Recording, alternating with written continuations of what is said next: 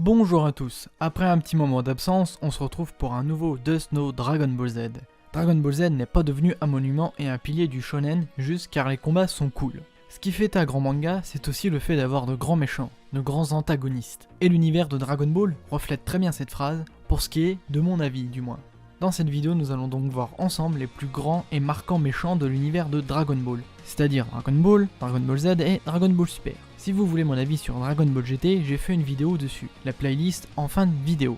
Commençons avec Dragon Ball. Pour moi, il y a 3 grands ennemis de Goku qui se démarquent. En premier lieu, le Red Reborn ou l'armée du ruban rouge. Groupe terroriste, je ne sais pas si on peut vraiment les dénommer ainsi, mais leur objectif est de dominer le monde. Étant composés majoritairement d'humains et de quelques machines pour le combat, ils sont juste méchants, cruels et n'hésitent pas à tuer pour arriver à leur fin. Mais comme ce sont des humains, ils sont aussi dotés de sentiments et de certains défauts. On monte en cruauté avec Tao Pai Pai l'assassin. Dans Dragon Ball, on l'a bien vu, Tao Pai Pai est quelqu'un de très fourbe et utilise plusieurs moyens pour retourner la situation à son avantage, même si cela doit passer par jeter une grenade à un ado de 12 ans qui nous a castagné un peu la figure, ou encore prendre une femme en otage lors du Tenkaichi Budokai face à Tenshin Han pour espérer le battre. Mais encore une fois, le côté humain fait que dans l'univers de Dragon Ball, c'est pas vraiment un des boss ultimes, parce que vous le verrez dans cette vidéo, les vraiment gros méchants de Dragon Ball, c'est pas des petits humains. Sûrement que Toriyama ne pouvait pas faire devenir vraiment l'humain quelqu'un de vraiment horrible, il a choisi des extraterrestres.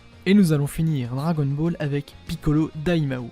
Avec lui, on prend le pire des deux anciens méchants et on lui ajoute. Piccolo Daimao délègue ses tâches à ses sbires qui tuent à tout bout de champ. Quant à lui, Piccolo est quelqu'un de très cruel et sans presque réel sentiment. Il est sans aucun doute le méchant le plus emblématique et meilleur représentant des méchants de la saga Dragon Ball, voire pour les fans vraiment de la saga Dragon Ball, un des meilleurs méchants de tout l'univers Dragon Ball. D'ailleurs, il a été conçu pour ça, car il est l'essence même du mal. Piccolo Daimao est la partie maléfique qui a été rejetée par Kami afin de devenir le dieu de la terre.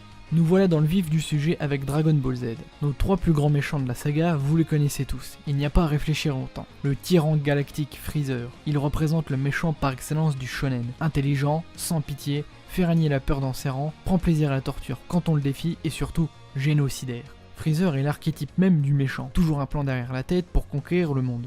Fourbe et surtout intelligent, pour savoir qui ne pas défier et mettre sa fierté de côté pour aider les gentils dans un but commun de survie. D'ailleurs, petit aparté, même si c'est Dragon Ball Super et qu'on est encore dans Dragon Ball Z, le personnage de Freezer, le fait de l'avoir mis dans le côté des gentils pour le tournoi du pouvoir, ça casse un petit peu son image de méchant numéro 1. Chez certains méchants, ça passe de s'allier avec les gentils, pour un but commun. Mais pour Freezer, il lui aurait fallu lui faire une entourloupe pendant le tournoi pour dire « ne jamais me faire confiance ». Voici le cyborg ultime, Cell. Il est le résultat d'une belle part expérience génétique. Voilà, ça passe mieux comme ça. Et justement, il a les points forts de tout ce beau monde-là, comme la fourberie de Freezer, en provoquant Vegeta en lui demandant de le laisser absorber ses 18, et il fit la même erreur avec Gohan.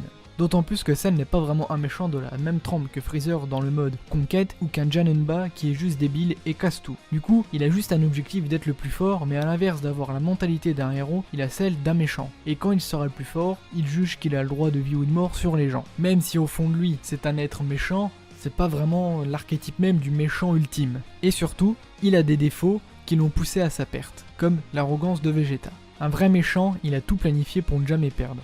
Alors que Cell, il s'est entre guillemets saboté lui-même. Voici le chewing-gum tout rose, Majin Buu pur. Sûrement le plus méchant de tous les méchants de l'univers de Dragon Ball, il est clairement le mal à l'état pur.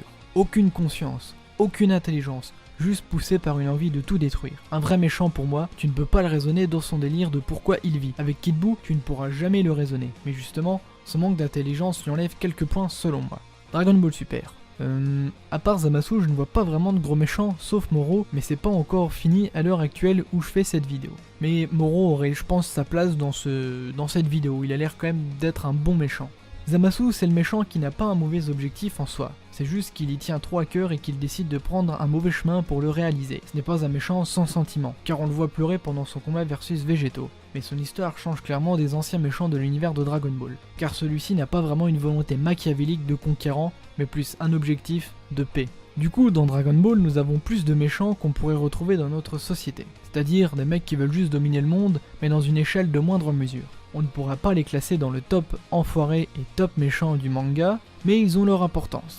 Avec Dragon Ball Z, on monte en puissance. L'échelle de cruauté, de but augmente. on rentre dans la cour des grands. Pas trop de risque à essayer de présenter quelque chose de nouveau à la Zamasu, on est sur du bon vieux méchant comme à l'époque de Dragon Ball Z. Dans les années 80, comparé par exemple au Okuto no Ken qui me vient à l'esprit, même si je connais pas trop Okuto no Ken, ou les autres mangas, c'était pas vraiment des méchants complexes à cerner, c'était juste des gros méchants purs et durs qui voulaient devenir le plus puissant, conquérir le monde. Et Zamasu répond plus à notre époque avec des méchants torturés, pas juste méchants car il est mauvais de base, ce qui est un gros changement comparé à ses autres collègues. Comme je vous l'ai dit, il y a une différence d'époque entre l'élaboration de ces méchants. J'espère que cette vidéo vous a plu, une petite analyse des méchants qui ont fait la légende de Goku ne fait pas de mal, je pense, et je vous dis donc sur ce, à la prochaine.